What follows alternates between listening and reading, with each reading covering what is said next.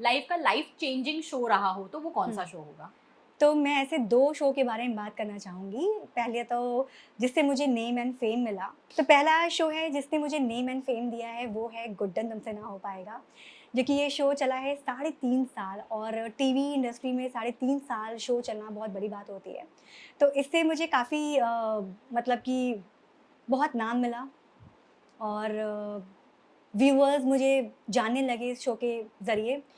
उसके बाद इस शो में मुझे बहुत कुछ प्ले करने को मिला, बहुत नेगेटिव कॉमेडी, समटाइम्स पॉज़िटिव, तो सब कुछ एक मिक्स मैच मेरी पर्सनैलिटी बन गई थी इस शो में। तो ये शो मुझे नेम एंड फ़ेम दिया है और ये शो है गुड्डन तुमसे ना हो पाएगा। और दूसरा शो मैं ये बताऊँगी जो मेरे दिल के बहुत करीब रहा, वो है बालिका वधू सीज़न 2।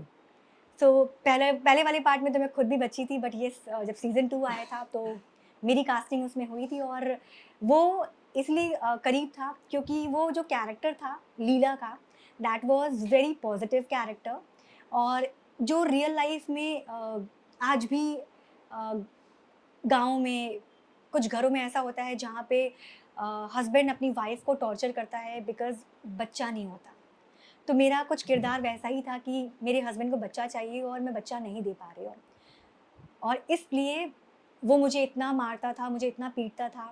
तो इस शो को करने के दौरान ना ये हुआ था कि कभी भी जब वो मुझे मार रहा है और जब हमें सीन में आँसू चाहिए होते थे ना, तो मेरे जो डायरेक्टर सर थे, उन्होंने मुझे ये कहा था कि आँसू मुझे रियल चाहिए, आप ग्लिस यूज़ नहीं करोगे।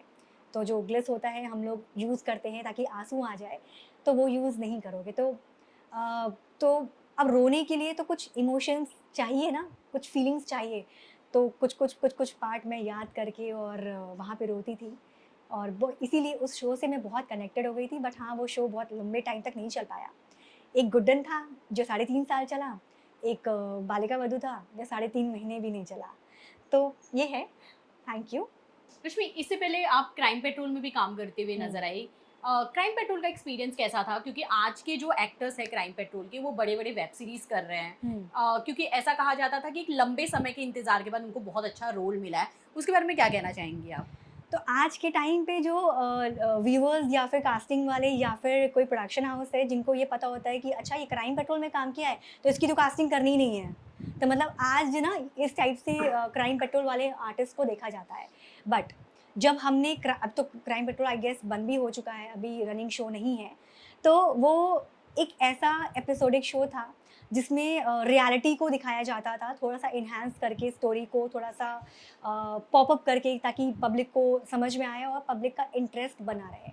तो एक रियल चीज़ों को उठा करके वो शूट करते थे। तो क्राइम पेट्रोल का सफ़र भी ऐसा था कि 3-3 दिन का शूट होता था और एक अलग-अलग किरदार होते थे।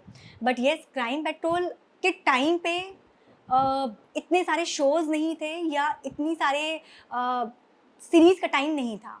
सीरीज़ अभी आफ्टर कोविड शुरू हुआ है, वेब सीरीज़ और इसकी वजह से क्राइम पेट्रोल और काफ़ी एपिसोडिक्स जो बंद हो चुके हैं, वहाँ के जो रियल एक्टर्स होते थे क्योंकि मुझे लगता है कि एपिसोडिक करने में ना सबसे ज़्यादा हालत ख़राब होती है। 3 दिन में you have to complete your 1 episode.